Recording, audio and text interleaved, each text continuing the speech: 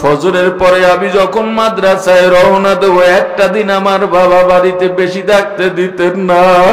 আমি যখন মাদ্রাসায় রওনা দেব, আমার মা ব্যাগ গুছাইতেছেন, কিন্তু শাড়ির আঁচল দিয়া পর্দাটা লম্বা করে দিছেন। ব্যাপারটাকে আমি একটু আড়াল মাথা নিচু করে তাকায় দেখলাম আমার মায়ের চোখে পানি। আবার মাকে ধরলাম, ও মা তুমি কেন কান্দো? বিদায় বেলা তুমি কানলে আমার ভালো লাগে না। আমার মা ডাক দিয়ে বলে, বাবা তুই যখন বিদায় নিয়ে নাও, আমি মা নিজেকে আর মানাইতে পারি না রে বাবা। তোর বাবার সংসারে কত কষ্ট করে থেকে গেলাম তুই জানিস না বাবা। ওরে বাবা তোকে পেয়ে আমি যেন আসমানের চাঁদ পাইছি বাবা, কিন্তু তোকে মানুষ বানাবার স্বার্থে দূরে দিয়া দিলাম। কি খাস, কেমনে ঘুমাস আমি জানি না। এখনো তোকে গোসল করাইয়া দেওয়া লাগে, খাওয়াইয়া দেওয়া লাগে রে বাবা, কিন্তু মাদ্রাসায় গিয়া কেমনে কি করিস? 3-4 মাসের মধ্যে বন্ধ পাস না, আমার মনটা বড় ছটফট করে। আমার মা ব্যাগটা গুছাইয়া বাবার হাতে দিয়ে আমাকে বিদায় করে দেবে। আমার বাবা ঘর থেকে নেমে গেছে, আমার মা আবার টেনে ধরে আমাকে দাঁড় করাইয়া 10টা টাকা আমার হাতের মধ্যে দিয়ে বলে, বাবা বড় লোকের ছেলেরা যখন আইসক্রিম খাবে ওদের দিকে তাকাইয়া থাকবি না, তুই 1 টাকার বাদাম কিনে তুইও খাবি। বাবারে আফসোস করিস না, কষ্ট নিস না, একদিন অভাব হবে না। আমি বললাম, মাগো আমাকে আরো কিছু টাকা দাও, এই কম টাকায় আমার কিছুই হয় না। আমার মা মাথার উপরে হাত বুলে বলে, বাবা আমরা গরিব মানুষ, গত পরীক্ষার সময় তুই যখন আমাদের কাছে চিঠি পাঠাইছো, ফোন করছো, পরীক্ষার ফি লাগবে, টাকা তোকে পাঠাই আমরা ঘরে খাই নাই। তোর বাবার আমি কতদিন না খেয়ে রইছি তুই জানিস না রে বাবা। শুধু তোকে মানুষ বানাবার জন্য সকাল থেকে সন্ধ্যা পর্যন্ত মানুষের বাড়ি কাজ করে। আমি আর কথা না বাড়াইয়া বাবার পেছনে পেছনে হাঁটতে থাকলাম। কত দূর যাওয়ার পর মনটা তো মানে না, দেখছি মা কান্দে। পেছনের দিকে ফিরে তাকায় দেখি আমার মা বাড়ির দরজায় নেমে গাছের আড়ালে দাঁড়াইয়া আমার পথের দিকে তাকাইয়া তাকাইয়া এখনো কাঁদে। আমার বাবা গাড়ির সিটের মধ্যে বসাইয়া সুপারভাইজারকে ডাক দেয়া বলে, সুপারভাইজার আমার ছেলেটা মুক্তার কান্দি মাদ্রাসা চেনে না, ওকে মাদ্রাসার গেটে নামায় দিও, তোমার কাছে আমানত। বাবাও 10টা টাকা দিয়া বললেন, বাবা তোকে তো ঠিক ভাবে আমি খরচ দিতে পারি না, মনে কিছু করিস না। আধা ঘন্টা গাড়ি দাঁড়ায় রয়েছে, টাইম বাকি আছে। আধা ঘন্টা পরে যখন গাড়ি আস্তে আস্তে টান শুরু করলো, আমি মনে করছি আমার বাবা তো চলে গেছে, কারণ জানতাম আমার বাবার চেয়ে শক্ত বাবার নাই। বন্ধের পরে একদিন বেশি বাড়ি থাকতে দিতেন না, গ্রামের দুষ্ট ছেলেদের সাথে আমাকে খেলাধুলাও করতে দিতেন না। অনেক সময় রাগ করে মাকে বলতাম, সবার সন্তানকে কত আদর করে, আবার বাবা আদর করে না। আমার মা বলতে, বাবারে তুই তো জানিস না, তোকে মানুষ বানাবার জন্য যদিও তোর বাবা কঠোর, কিন্তু তোকে মাদ্রাসায় পাঠাইয়া তোর বাবার মতো কেউ আর কাঁদে না। আমি বিশ্বাস করতাম না, কিন্তু যখন গাড়িটা ছাড়লো, আমি গাড়ির জানালা দিয়া বাইরে তাকাতেই দেখলাম কারেন্টের খুঁটির আড়ালে দাঁড়াই আমার শক্ত বাবাটা এখনো যায় নাই, চোখের পানি ছেড়ে শিশুর মতো কাঁদে। ওগো আমার আল্লাহ, আমার ওই মা নাই, বাবা নাই। আজকে মুক্তার কান্দি মাদ্রাসায় লেখাপড়া করি, যাদের দান সদকায় লেখাপড়া করি রে আল্লাহ, যাদের কারণে আমার মা বাবার অভাব পূরণ হয়, এই এলাকার সবাইকে আপনি মাফ করে দেন। তুমি তো নাইট ক্লাবে আছো, আল্লাহ তোমার উপরে গোসা করে আযাব লটকায় রাখছেন, গজব লটকায় রাখছেন, এই ছেড়ে দেবেন, ছেড়ে দেবেন। মাদ্রাসার ছোট্ট শিশু যখন দোয়া করে, আল্লাহ তোমার উপর থেকে গজব উঠায় নেন। এই মাদ্রাসার কোন ছাত্র শিক্ষক এলাকার কারোর জন্য কোনোদিন বদদুয়া করে না, তুমি যদি সমালোচনা করো তবুও তারা দোয়া করে, আল্লাহ যারা বোঝে না তাদেরকে বুঝ দিয়া দাও। পর্দালের মা বোনেরা, হেরা গুহায় এখনো মানুষ উঠতে পারে না, সুন্দর করে রাস্তা বানানো হয়েছে। আমি তো একাধিকবার আল্লাহ সেখানে নিয়েছেন, গত 5 মাসেও 2 বার গিয়েছি, কিন্তু ওই জায়গায় অল্প একটু ওঠার পরে আর যাইতে পারি না, আর সুযোগ হয় না। এরপরে নামতে নামতে আবার হাঁপিয়ে যাই, কিন্তু ওখানে ওঠার ব্যাপারটা কি, পাহাড়ে ওঠার পরে আবার আরেক দিকে নামতে হয়, এরপরে হলো হেরা গুহা। এরপর মাঝে মাঝে দোকানও আছে, শরবত খাওয়ার জায়গা আছে, পানি আছে, বিস্কিট পাওয়া যায়, ভ্রাম্যমান কিছু দোকান বসে, সেখান থেকে আপনি খাইতে পারেন। একজন মহিলা মানুষ হইয়া, ওই সময় কোনো রাস্তা ছিল না, একেবারে ব্লেডের মতো ধারওয়ালা পাথর ছিল। আম্মাজান খাদিজাতুল কুবরা রাদিয়াল্লাহু তাআলা আনহা দৈনিক প্রিয় স্বামীর জন্য, আমার রাসূলের জন্য ওখানে খাবার নিয়ে যাইতে। প্রাণের ভাই আমার, আল্লাহ রাসূল ওখানে ধ্যান করতে করতে সোমবারে একদিন জিবরাইল আমিন আমার রাসূলের কাছে এসে বললেন, হে পয়গম্বর ইকরা, আপনি পড়েন। আমার রাসূল বললেন, মা না কারি, আমি পড়তে পারি না। জিবরাইল আবার বললেন, আপনি পড়েন। রাসূল বললেন, আমি পড়তে পারি না। আবার বললেন, পড়েন। রাসূল বললেন, আমি পড়তে পারি না। এখানে 3টা riwayat আছে, আমার আলোচনার জন্য যেইটা দরকার সেইটা আমি আপনাদেরকে বলি। তৃতীয়বারে, চতুর্থবারে হযরত জিবরাইল আলাইহিস সালাম বললেন, ইকরা বিসমি রাব্বিকাল্লাযী খালাক, ও পয়গম্বর আপনি পড়েন আপনার রবের নামে যিনি আপনাকে সৃষ্টি করেছেন। সঙ্গে সঙ্গে আমার রাসূল পড়া শুরু করলেন, ইকরা বিসমি রাব্বিকাল্লাযী খালাক, খালাকাল ইনসানা মিন আলাক, ইকরা ওয়া রাব্বুকাল আকরাম আল্লাযী আল্লামা বিল কলম আল্লামাল ইনসানা মা লাম ইয়ালাম। সুবহানাল্লাহ। ভালো করে এখানে একটা বোঝার বিষয় আছে, যারা কোরআন শেখে আর শেখান তাদের এত দাম কেন? 2 নাম্বার জবাব, জিবরাইল যখনই বললেন আপনি পড়েন, আমার রাসূল বললেন আমি পড়তে পারি না। জিবরাইল আবারও বললেন আপনি পড়েন, আমার রাসূল বললেন আমি পড়তে পারি না। জিবরাইল আবার বলছে আপনি পড়েন, আমার রাসূল বলছেন আমি পড়তে পারি না। জিবরাইল যখনই বললেন আপনার আল্লাহর নামে পড়েন, আমার রাসূল সাথে সাথে পড়া শুরু করেছেন। মানে এতক্ষণ বলছেন পড়েন, কি পড়বে? যখনই বললেন আল্লাহর নামে পড়েন, তখনই রাসূল পড়া শুরু করলেন। মানে আল্লাহর নামের পড়াই হলো পড়া, আল্লাহর নামের শেখাই হলো শেখা। আমার রাসূলের উপরে সর্বপ্রথম কোরআনের এই 5 আয়াত নাজিল হয়। এরপরে 3 বছর আর কোন কোরআন বা আয়াত বা সূরা নাজিল হয় নাই। 3 বছর পরে সূরা মুদ্দাসসির নাজিল হওয়ার মাধ্যমে ধারাবাহিকভাবে 30 পারা কোরআন নাজিল হয়। আল্লাহর নামের পড়া, যেহেতু আমার রাসূল যতক্ষণ পর্যন্ত জিবরাইলের মুখে আল্লাহর নামের পড়ার কথা শোনেন নাই, ততক্ষণ পর্যন্ত পড়েন নাই। মুফাসসিরিনে কিরাম এখান থেকে প্রমাণ করেন, দুনিয়াতে পড়া যদি থাকে সেটা হবে আল্লাহর নামের পড়া, শিক্ষা যদি থাকে সেটা হবে আল্লাহর নামের শিক্ষা। আল্লাহর নামের শিক্ষা লা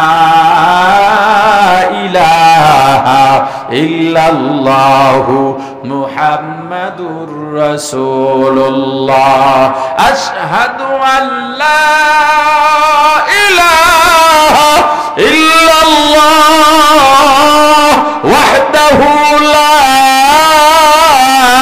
শারীকা লাহু ওয়া আশহাদু আন্না মুহাম্মাদান আবদুহু ওয়া রাসূলুহু, লা জিদ্দা ওয়ালা নিদ্দা ওয়ালা হাদ্দা লিমাওলা, লা জিদ্দা ওয়ালা নিদ্দা ওয়ালা হাদ্দা লিমাওলা, আল আনা কামা কানা ওয়ালাম ইয়ালকা যাওয়ালা, আল আনা কামা কানা ওয়ালাম ইয়ালকা যাওয়ালা। আল্লাহর নামের পড়া, এরপরে শুরু হয় কোরআনের শিক্ষা। ছেলে মেয়েদেরকে পড়ায় প্রথমে আলিফ বা তা সা 29টা হরফ শিখায়, মাখরাজ সহ, শুদ্ধ উচ্চারণ সহ, জের জবর শিখায়, তানবিন তাজদিদ জজম শিখায়। এরপরে এক অক্ষর থেকে আর এক অক্ষর কেমনে ধরবে, এরপর শব্দ শিখায়। ছেলেটা বা মেয়েটা 1 বছরের মধ্যে সে পড়া শুরু করে আলহামদুলিল্লাহি রাব্বিল আলামিন, লা আলিফ লাম মিম লা রাইবা ফি হুদাল লিল মুত্তাকিন। এই শিক্ষার চেয়ে দামি শিক্ষা আছে? কথা বলে না। আল্লাহর কাছে প্রিয় ইবাদত, সবচেয়ে দামি ইবাদতের নাম নামাজ।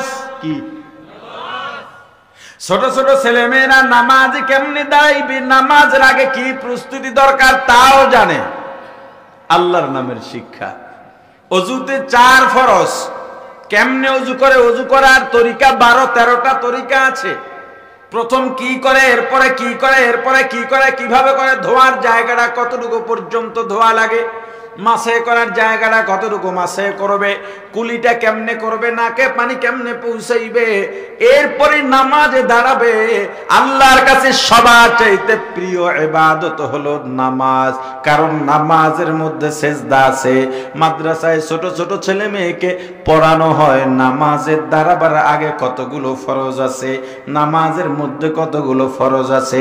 তাকবীরে তাহরিমা আল্লাহু আকবার বলবা, হাত কত দূর উঠাইবা, আঙ্গুল গুলো কেমন থাকবে শিখায়, হাতটা কেমনে বাঁধবা, হাত কোথায় পড়বে শিখায় দেয়। তাকবীর দেওয়ার পরে কি পড়বা, সানা পড়বা, আউযুবিল্লাহ বিসমিল্লাহ পড়বা। এই যে আল্লাহর নামের শিক্ষা, কোরআনের শিক্ষা, এই শিক্ষা যারা গ্রহণ করে তারা শ্রেষ্ঠ হবে নাকি অন্য কেউ শ্রেষ্ঠ হবে? কেমনে শ্রেষ্ঠ হবে? বর্তমান শিক্ষা কারিকুলামে এ মিয়া ভালো করে বুঝেন, এটা জানার বিষয়, বোঝার বিষয়। মেয়েদের যে মাসিক হয়, মেইস হয়, এটা কি শিক্ষা দেওয়ার বিষয়? এ কথা বলেন না কেন? আপনি যে সাবালে খোলেন, এটা কি শিক্ষা দেওয়ার বিষয়? ছেলে মেয়ের শিক্ষায় গল্প লেখছে, মেয়েটা দেখতেছে তার বগলে এবং গোপনাঙ্গে কিছু পশম উঠতেছে, বুকের দাঁতটা আগের থেকে একটু উঁচা হয়ে গেছে। এইটা কি পড়া না অশ্লীলতা? আরো জোরে বলেন। এই সমাজ শিক্ষার পক্ষে আন্দোলন করবে। মানুষ যাতে শিক্ষিত হয়, কি এক নসিব নিয়ে জন্মালাম, কোন যুগে এলাম। শিক্ষার বিরুদ্ধে এখন আন্দোলন করতে হচ্ছে, শিক্ষানীতির বিরুদ্ধে কথা বলতে হচ্ছে। এর চেয়ে দুর্ভাগ্য আর কি হতে পারে? এই মাদ্রাসাওয়ালারা এই দায় এড়াতে পারবে না। কেন এড়াতে পারবে না? আমি একটা কথা বলি, আমার দৃষ্টিকোণ, আলেম আল্লাহ যারা হবেন কবুল করবেন, আলেম হবেন, কিন্তু আমরা আলেম বানাবার একটা দায়িত্ব নিয়ে নিছি যে সবাইকে আলেম বানাতে হবে। এই দায়িত্ব মাথার থেকে ঝাড়েন আপনি। আলেম হওয়া ফরজ নয়, তালাবুল ইলমি ফারিদাতুন আলা কুল্লি মুসলিম। এই হাদিসের মিকদার কি, মিসদাক কি, এর হক কতটুকু, এতটুকু ইলম শেখা ফরজ। হালাল হারাম, জায়েজ না জায়েজ, পাক না পাক, বৈধ অবৈধ, এর ভেতরে যতটুকু আছে এতটুকু ইলম শেখা ফরজ। কামেল পাশ করা ফরজ নয়, দাওরা পাশ করা ফরজ নয়, মুফতি হওয়া ফরজ নয়, মুফাসসির হওয়া ফরজ নয়, আদিব হওয়া ফরজ নয়। কথা বুঝেন নাই আমার? এখন আমাকে একটা কথা বলেন, মাদ্রাসাওয়ালারা, ইমাম সাহেব, খতিব সাহেব এলাকার ছেলেদের আলেম বানাইতেই হবে, হাফেজ বানাইতেই হবে, এই দায়িত্ব আপনার মাথায় পড়ে নাই। আপনি মুসলমান বানাবার দায়িত্ব নেন। সবাই আলেম হওয়া জরুরি না, মুসলমান হওয়া ফরজ। কথা বলেন।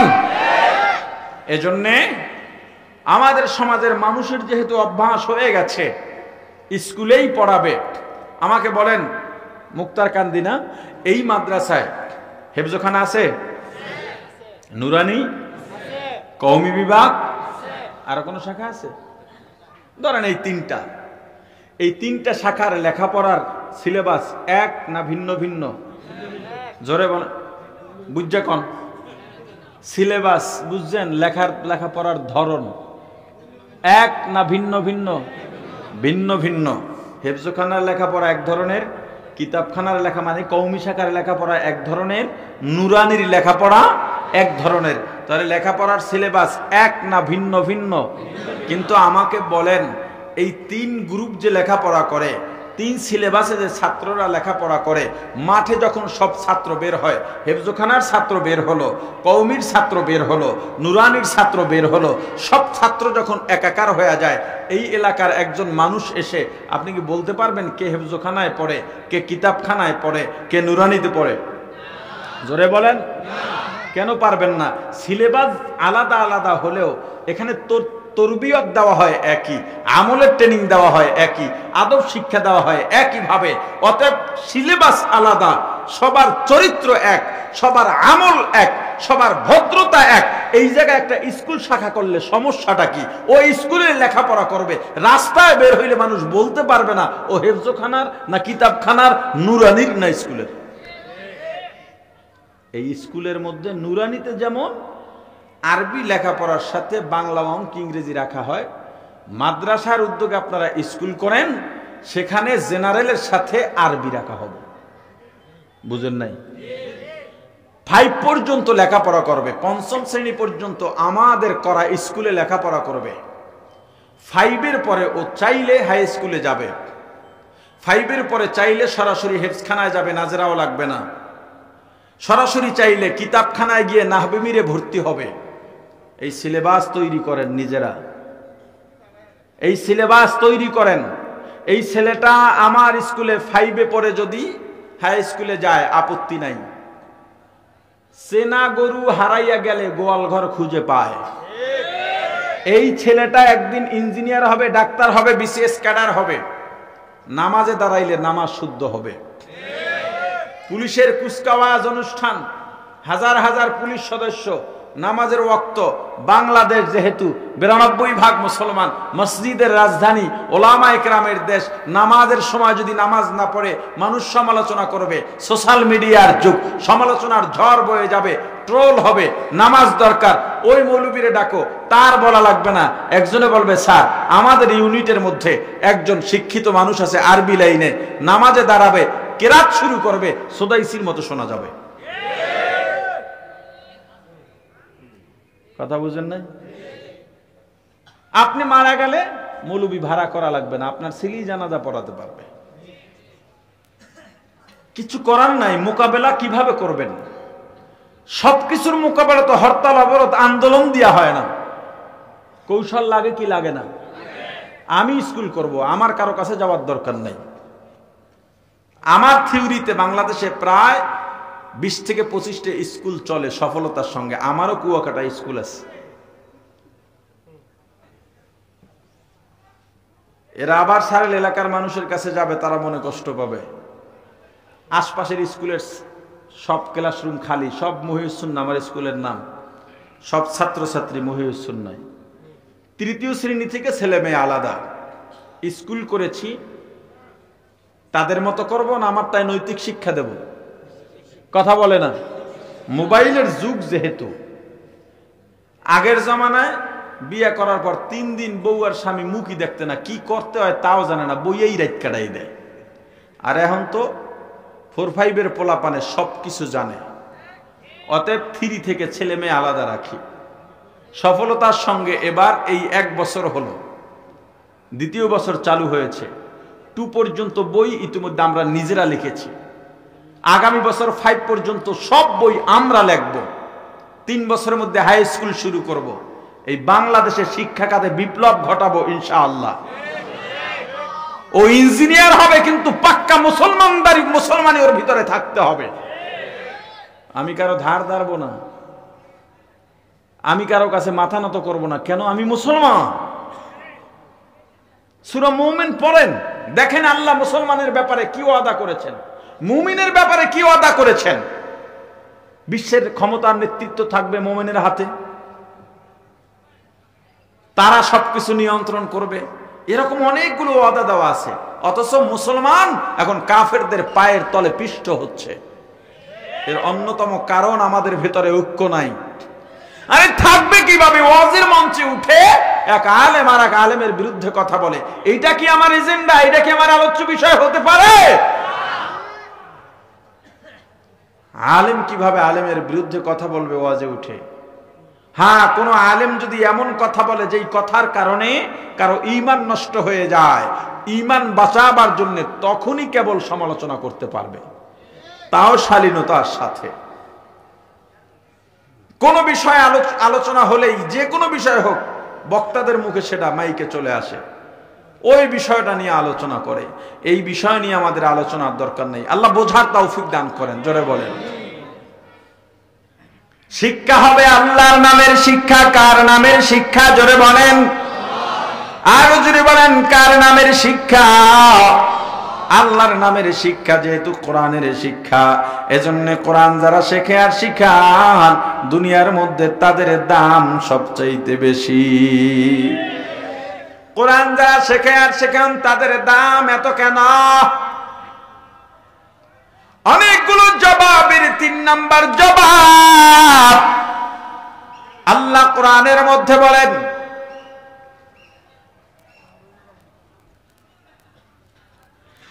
হাল ইয়াস্তাবিল্লাযীনা ইয়া'লামুন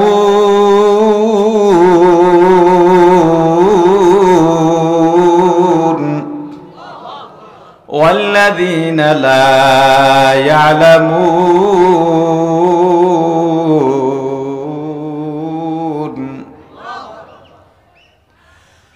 قل هل يستوي الذين يعلمون والذين لا يعلمون।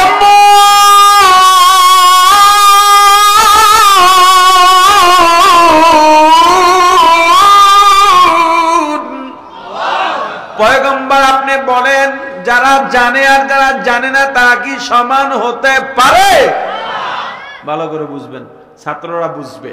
হাল ইয়াস্তাবিল হরফে ইস্তেফহাম দিয়া একটা হলো, আমি একটা সাধারণ নফি করে দিলাম যে ভাই এটা তুমি যে করতেছো এটা ঠিক না, এটা হলো এক ধরনের কথা। আর একটা কথা, আপনি যে ঠিক কাজ করেন নাই সেটা আপনার থেকেই স্বীকারোক্তি নেওয়া, ভাই আপনি যে কাজটা করছেন ঠিক করছেন বলেন। আপনার মুখ থেকে যদি আমি স্বীকারোক্তিটা নেই, এটার গুরুত্ব বেশি না আমি না বলে দিলে গুরুত্ব বেশি? যেটা আপনার থেকে নেব। আল্লাহ বলেন, পয়গম্বর আপনি বলেন, যারা জানে আর যারা জানে না তারা কি সমান হতে পারে? একজন ইংরেজি জানে আর একজনে জানে না, এরাও সমান না। একজন ইঞ্জিনিয়ার আর একজন ইঞ্জিনিয়ার না, এরাও সমান না। কোরআনে এই তরতিব, এই সমানের কথা বলেন নাই, বলছেন দ্বীনি শিক্ষার কথা, কোরআন জানার কথা, আমলদারের কথা। যারা কোরআন জানে আর যারা জানে না তারা কি সমান হতে পারে? কোরআন যারা জানে আর জানে না তাদের মধ্যে ব্যবধান আসমান ও জমিনের মাঝে যতটা ব্যবধান, যারা কোরআন জানে আর জানে না তাদের মধ্যে ততটা ব্যবধান। আগুন আর পানির মধ্যে যতটা ব্যবধান, যারা কোরআন জানে আর জানে না তাদের মধ্যে ততটা ব্যবধান। রাত আর দিনের মধ্যে যতটা ব্যবধান, আলো আর অন্ধকারের মধ্যে যতটা ব্যবধান, আগুন আর পানির মধ্যে, শীত আর গরমের মধ্যে, নারী আর পুরুষের মধ্যে যত ব্যবধান, যারা কোরআন জানে আর জানে না তাদের মধ্যে ততটাই ব্যবধান। প্রাণের ভাই আমার, এতক্ষণের আলোচনায় আপনি কি বুঝলেন? কোরআন আমাদের জন্য শেখা দরকার আছে না নাই? আপনি আমি কোরআনের পক্ষে থাকবো না বিপক্ষে থাকবো? মাদ্রাসার পক্ষে থাকবো না বিপক্ষে থাকবো? আপনি মাদ্রাসার বিরুদ্ধে অভিযোগ দেন, মাদ্রাসার জন্য আপনার কাছে গেলে আপনি তিরস্কার করেন, অথচ আপনি যদি একবার জানতেন বা বুঝতে পারতেন কিংবা দেখতেন এই মাদ্রাসার মধ্যে কি হয়, সারা জীবন মাদ্রাসাওয়ালাদের গোলামির মধ্যে লিপ্ত হয়ে যাইতে। মাদ্রাসার মধ্যে কি হয় শোনেন, রাত গভীর 1টা 2টা 3টা বেজে গেল, আপনি আমি নাইট ক্লাবের মধ্যে পড়ে আছি, রং তামাশায় পড়ে আছি, গানের আড্ডায় বসে আছি, পরনারীর সঙ্গে কথা বলতেছি। কিন্তু মাদ্রাসার 7-8 বছরের ছোট্ট এক বালক, যেই ছেলেটাকে মা খাওয়ায়া দেওয়ার কথা ছিল, যেই ছেলেটাকে মা গোসল করায় দেওয়ার কথা ছিল, যেই ছেলেটাকে মা মশারি টানায় দেওয়ার কথা ছিল, কাপড় ধুইয়া দেওয়ার কথা ছিল, ওই ছেলেটা মুক্তার কান্দি মাদ্রাসায় যাইয়া নিজের খাবারটা নিজে খায়, নিজের প্লেটটা নিজে ধোয়, নিজের বিছানাটা নিজে বিছায়, নিজের গোসলটা নিজে করে। রাত যখন গভীর হয়ে যায়, সবাই ঘুমিয়ে গেছে, নীরব নিস্তব্ধ এলাকা, ছোট্ট বালক ঘুমের থেকে জেগে গেছে, সুন্দরভাবে ওযু বানাইয়া বিছানাটা এক জায়গায় রেখে মশারিটা খুলে যায় নামাজ বিছাইয়া, অথবা মসজিদের ভিতরে এক কিনারায় গিয়া যায় নামাজ বিছাইয়া তাকবীরে তাহরিমায় আল্লাহু আকবার বলে হাত বেঁধে সানা পড়লো, আউযু বিল্লাহ বিসমিল্লাহ পড়ে আল্লাহর দরবারে ফরিয়াদ শুরু করে দিছে, আলহামদুলিল্লাহি রাব্বিল আলামিন আর রহমানির রহিম মালিকি ইয়াউমিদ্দিন।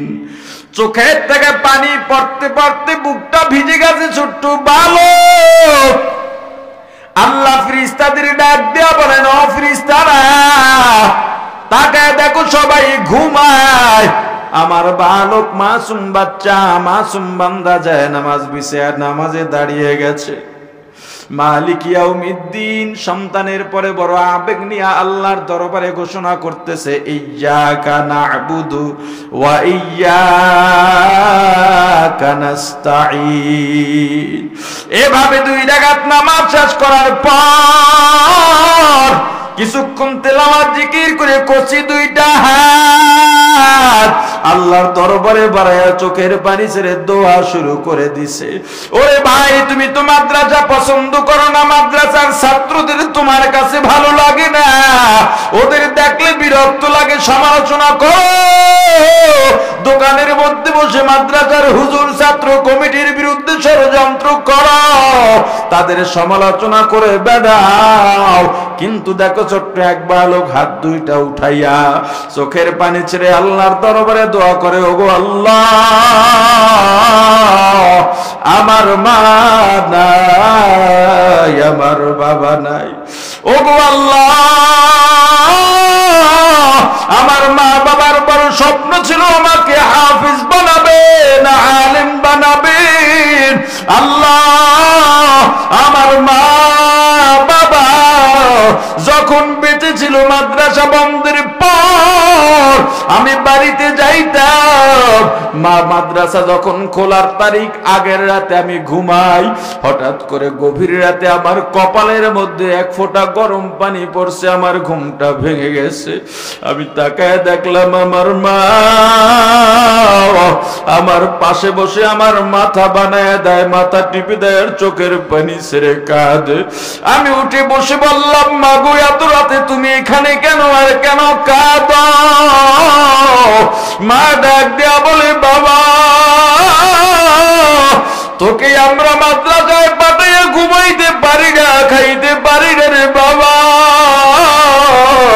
ও বাবা তোকে টাকা পয়সাও দিতে পারি না, বাবারে একটাই মাত্র আশা, মাদ্রাসায় পড়ে হাফেজ হবি, আলেম হবি, কিয়ামতের ময়দানে তোকে নিয়ে আল্লাহর কাছে দাঁড়াবো। ওগো আল্লাহ, মাঝে মাঝে গভীর রাতে কান্নাকাটির আওয়াজ পাইয়া ঘুম ভেঙে যাইত, বেড়ার পাশে দাঁড়াইয়া অনুমান করতাম আমার মা আমার বাবা আমার জন্য তাহাজ্জুদের নামাজ পড়ে আপনার দরবারে দোয়া করে আর বলে, আল্লাহ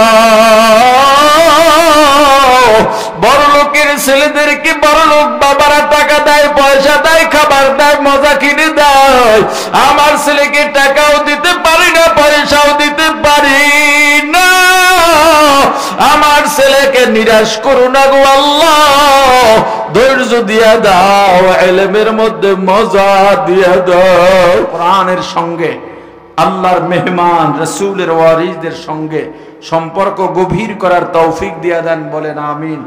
এই মাহফিলের যারা আয়োজন করেছেন, পরিশ্রম করেছেন, স্বেচ্ছাশ্রম দিয়েছেন, সময় ব্যয় করেছেন, টাকা পয়সা দিয়েছেন, ব্যানার পোস্টার স্টেজ প্যান্ডেল করে দিয়েছেন, আপ্যায়নের ব্যবস্থা করেছেন।